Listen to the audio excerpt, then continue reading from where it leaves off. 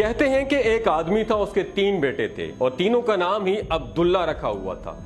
وقت کے ساتھ ساتھ جب وہ شخص بیمار المرگ ہوا تو اس نے اپنے مال و دولت تقسیم کرنے کے لیے اپنے تینوں بیٹوں کو بلوایا اور کہا کہ میری وراثت عبداللہ کو ملے گی، عبداللہ کو وراثت نہیں ملے گی اور عبداللہ کو وراثت ملے گی۔ یعنی تینوں بیٹوں کو مخاطب فرمایا کہ عبداللہ کو وراثت ملے گی، عبداللہ کو وراثت نہیں ملے گی اور عبداللہ کو وراثت ملے گی۔ اس کے ساتھ ہی اس کی روح قبض ہو گئی۔ یہ خود تو فوت ہو گیا مگر اپنے بیٹوں کو ورطہ حیرت میں ڈال کے چلا گیا کہ کیسے وہ فیصلہ کریں گے کہ کن 2 عبداللہ کو وراثت ملے گی اور کسی ایک عبداللہ کو وراثت نہیں ملے گی۔ تینوں نے فیصلہ کیا اور شہر جا کر قاضی سے اپنا مسئلہ بیان کیا اور اس سے کوئی حل مانگا۔ تینوں اپنے زاد راہ کے ساتھ شہر کے لیے عازم سفر ہوئے۔ راستے میں انہوں نے ایک ایسے شخص کو دیکھا جو اپنی کسی گمشدہ چیز کو تلاش کرتا پھر رہا تھا۔ ان تینوں بھائیوں کے پوچھنے پر اس نے بتایا کہ اس کی اونٹنی گم ہو گئی ہے جسے وہ تلاش کرتا پھر رہا ہے۔ ایک عبداللہ نے پوچھا کہ کیا تیری اونٹنی ایک آنکھ سے کانی تھی؟ اس آدمی نے کہا ہاں ہاں ایسا ہی تھا۔ دوسرے عبداللہ نے پوچھا کہ کیا تیری اونٹنی ایک ٹانگ سے لنگڑی تھی؟ تو اس آدمی نے جلدی سے کہا بالکل صحیح فرما رہے ہیں آپ، میری اونٹنی واقعی ایک ٹانگ سے لنگڑی تھی۔ تیسرے عبداللہ نے اونٹنی کے مالک سے پوچھا کیا تیری اونٹنی کی دم کٹی ہوئی تھی؟ تو اس نے خوشی سے کہا بالکل ٹھیک فرما رہے ہیں آپ، میری اونٹنی کی دم بھی آلموسٹ کٹی ہوئی تھی، بس اب جلدی سے بتا دو کہ میری اونٹنی کہاں پہ ہے۔ تینوں عبداللہ نے مل کر جواب دیا بخدا ہمیں آپ کی اونٹنی کے بارے میں کوئی علم نہیں ہے، ہم نے اسے ہرگز نہیں دیکھا۔ اونٹنی کا مالک ان کی یہ بات سن کر غصے سے پاگل ہو گیا۔ اس نے فیصلہ کیا کہ ان تینوں کو کھینچ کر قاضی کے پاس لے جایا جائے۔ اسے پورا یقین تھا کہ اس کی اونٹنی کو یہ تینوں ذبح کر کے کھا چکے ہیں اور اب اپنے جرم کو چھپانے کے لیے جھوٹ بول رہے ہیں۔ اونٹنی والے نے جب تینوں کو اپنا ارادہ بتایا تو انہوں نے کہا ہمیں کوئی اعتراض نہیں کیونکہ ہم خود بھی قاضی کے پاس ہی جا رہے ہیں۔ جب یہ چاروں قاضی کے پاس پہنچے تو اونٹنی والے نے قاضی سے اپنا قصہ بیان کیا۔ قاضی نے ان تینوں سے کہا کہ جس طرح تم تینوں نے اونٹنی کی نشانیاں بتائی ہیں اس کا ایک ہی نتیجہ نکلتا ہے کہ اونٹنی تم تینوں کے پاس ہے، بہتر ہے کہ تم اپنے جرم کا اعتراف کر لو۔ پہلے نے کہا جناب عالی ہم نے اونٹنی تو نہیں دیکھی تھی، ہاں البتہ اونٹنی کے آثار ضرور دیکھے تھے۔ جب میں نے اسے کہا تھا کہ تیری اونٹنی ایک آنکھ سے کانی ہے تو میں نے دیکھا تھا کہ راستے کے ایک طرف کا گھاس تو خوب چرا ہوا تھا یعنی کھایا ہوا تھا مگر دوسری طرف کا گھاس ویسے کا ویسے ہی موجود تھا۔ اس کا ایک ہی مطلب تھا کہ اس شخص کی اونٹنی ایک آنکھ سے کانی رہی ہوگی۔ دوسرے عبداللہ نے کہا کہ میں نے دیکھا تھا کہ راستے میں 3 قدم تو گہرے لگے ہوئے تھے جبکہ چوتھا قدم زمین پر معمولی پڑا ہوا تھا، جس کا مطلب بس اتنا ہی بنتا تھا کہ یہ جانور لنگڑا بھی تھا۔ تیسرے عبداللہ نے کہا اونٹ جب راہ چلتے ہوئے اپنی مینگنیاں گراتے ہیں تو دم سے ادھر ادھر بکھیرتے ہیں، جبکہ ہم جس راہ سے آئے تھے وہاں پہ مینگنیاں ایک ہی لائن میں سیدھی گری ہوئی تھی، جس کا ایک ہی مطلب ہو سکتا تھا کہ اونٹنی کی دم کٹی ہوئی ہے جو اپنی مینگنیاں دائیں بائیں نہیں پھیلا پاتی۔ قاضی نے بغیر کسی دیر کیے اس آدمی کی طرف دیکھا اور کہا تم جا سکتے ہو، تمہاری اونٹنی ان لوگوں کے پاس نہیں ہے اور نہ ہی انہوں نے اسے دیکھا ہے۔ اونٹنی والے شخص کے جانے کے بعد ان 3 بھائیوں نے قاضی سے اپنا قصہ بیان کیا جسے سن کر قاضی بہت حیران ہوا۔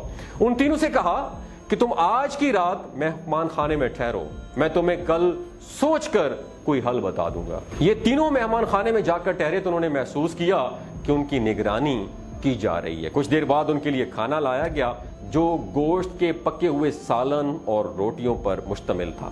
پہلے نے کھانے کو دیکھتے کہا کہ یہ سالن کتے کے گوشت کا بنا ہوا ہے۔ دوسرے نے کہا کہ روٹیاں جس عورت نے پکائی ہیں وہ حمل کے ساتھ اور پورے دنوں سے ہے۔ تیسرے نے کہا کہ یہ قاضی حرام کی اولاد ہے۔ بات قاضی تک پہنچ گئی، اس نے تینوں کو دوسرے دن اپنی عدالت میں طلب کر لیا اور تینوں سے مخاطب ہو کر کہا کہ تم میں سے کس نے کہا تھا کہ یہ کتے کا گوشت پکا ہوا ہے؟ پہلا بولا میں نے کہا تھا۔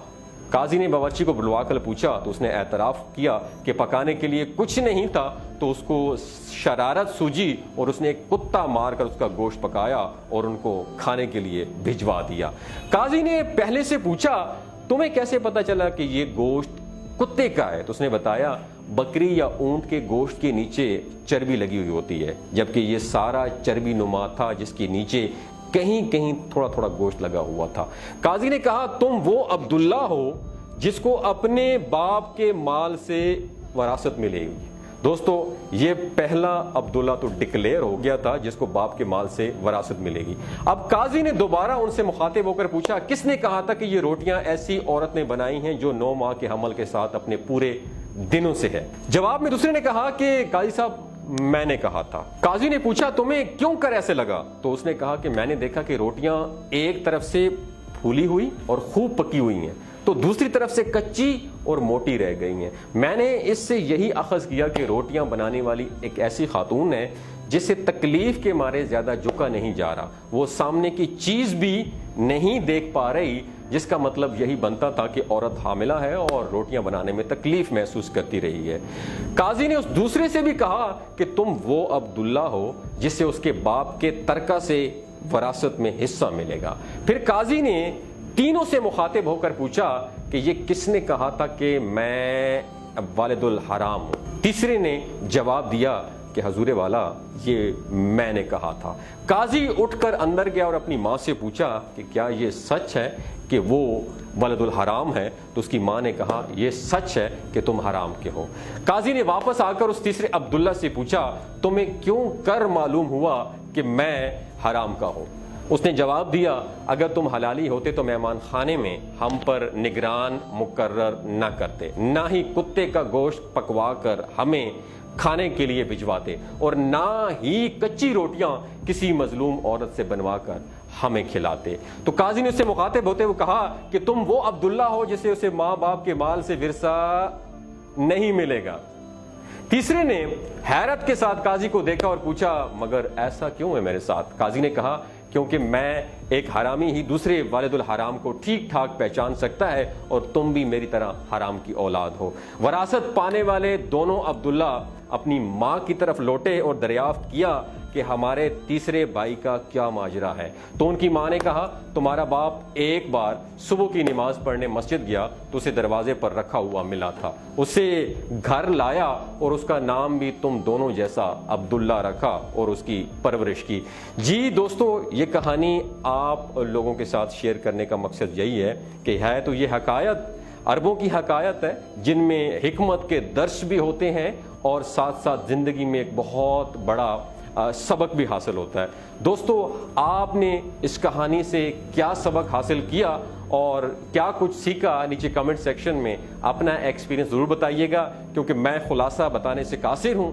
ہر انسان نے جس نے یہ ویڈیو دیکھی ہے اپنی سوچ اور سمجھ بوجھ کے مطابق نیچے اپنا ایکسپیرینس ضرور شیئر کیجیے گا۔ بہت شکریہ۔